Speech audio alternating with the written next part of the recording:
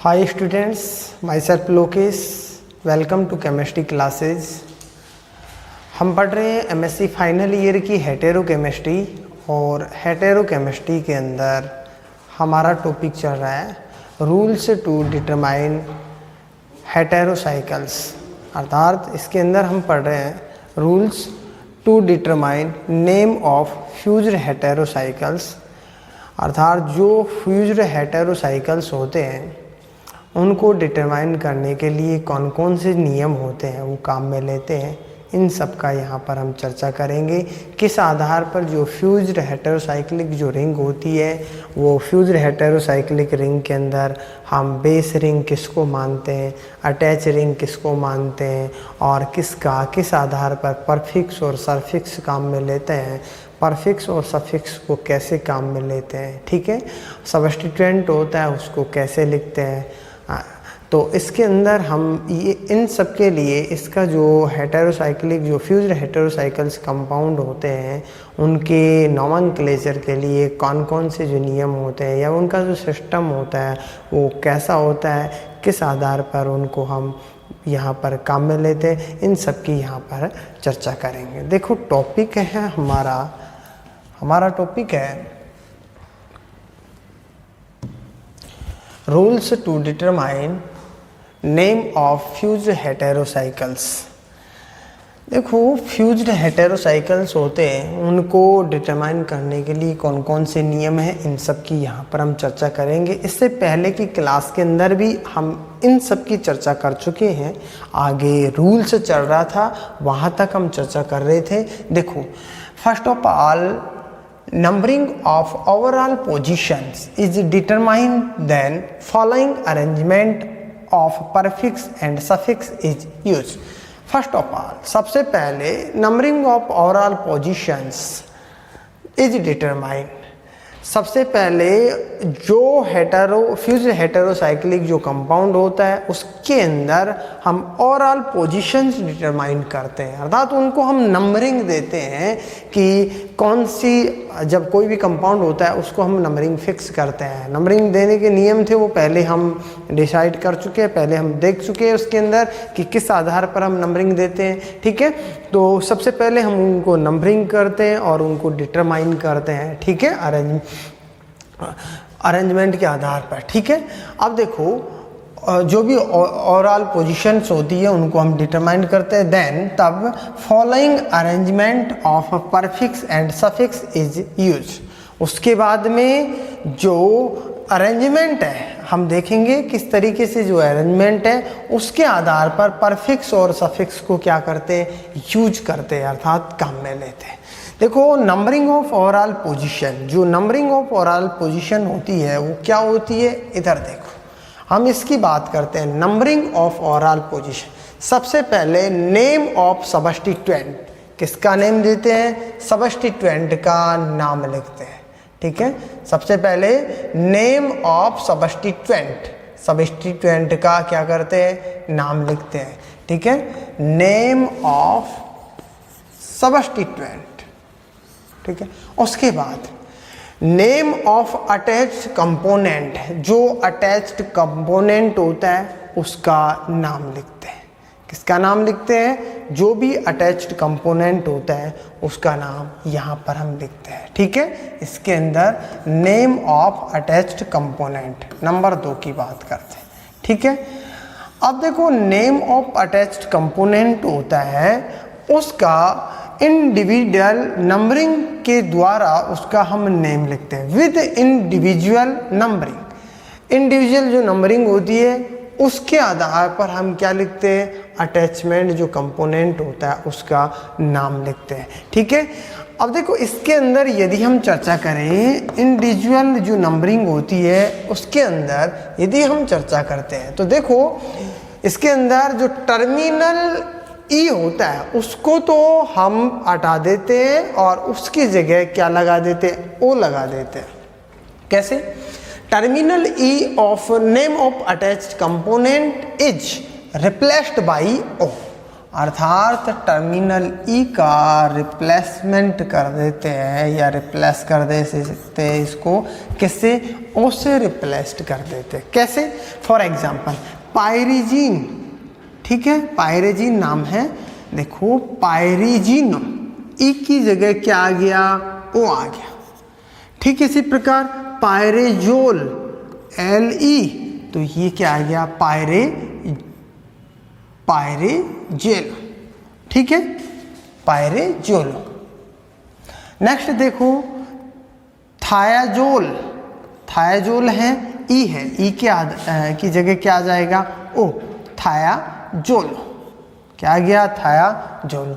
तो इस प्रकार से हम टर्मिनल ई होता है उसकी जगह जो अटैच कंपोनेंट होता है उनमें हम ई की जगह किसको रिप्लेस कर देते हैं, ओ को हम रिप्लेस कर देते हैं, ठीक है, किसको, ओ को।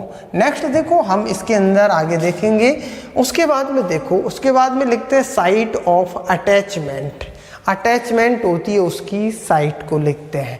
साइट ऑफ अटैचमेंट होती है उसके अंदर दो रिंग होती है इसके अंदर, एक तो होती है फर्स्ट अटैच ग्रुप होता है जो फर्स्ट अटैच कंपोनेंट होता है या फर्स्ट अटैच ग्रुप होता है, दूसरा होता है सेकंड बेस कंपोनेंट या सब सेकंड बेस ग्रुप होता है। फर्स्ट अटैच ग्रुप या फर्स्ट अटैच कंपोनेंट होता है उसके अंदर होता है, जैसे नंबरिंग देते हैं 1 2 3, ठीक है, ये दो लेटर होते हैं उनके बीच में हम क्या लगाते हैं, कॉमा लगाते हैं, ठीक है। जैसे 1 हो गया, उसके बाद में क्या लगाएंगे, कॉमा लगाएंगे, 2, उसके बाद में कॉमा 3 डैश डैश, ऐसे चलता रहता है, ठीक है। अर्थात 2 लेटर विद कॉमा, 2 लेटर किसके साथ में, कॉमा के साथ, ठीक है, 2 लेटर विद कॉमा।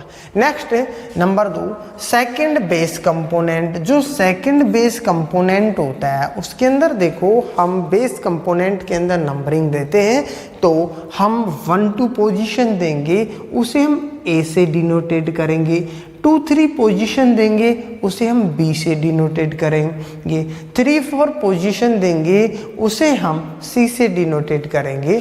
अर्थात आगे भी यदि 3 4 पोजीशन आती है तो उसे हम किससे डिनोटेड करेंगे, सी से डिनोटेड करेंगे। आगे इसी आधार पर हम डिनोटेड करते जाते हैं। देखो ऑन लेटर ऑफ अल्फाबेट, किसके द्वारा, अल्फाबेट के द्वारा, ठीक है। जैसे 1 2 है तो उसे ए से, 2 3 है उसे बी से, 3 4 है उसे सी से। उसके बाद में देखो ये तो हो गया साइट ऑफ अटैचमेंट। नंबर 3 की बात करते हैं। इसके बाद में देखो इसके साथ साथ क्या लिखा जाता है, नेम ऑफ बेस कंपोनेंट। किसका नाम लिखते हैं, बेस कंपोनेंट होता है उसका नाम लिखते हैं, अर्थात नेम ऑफ बेस कंपोनेंट।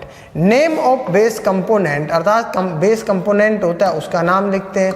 उसके बाद में बेस कंपोनेंट के साथ में position of suffix of final group, जो फाइनल ग्रुप होता है उसकी पोजीशन, उसके सफिक्स की पोजीशन लिखते हैं। लास्ट में क्या लिखते हैं, position of suffix of final group.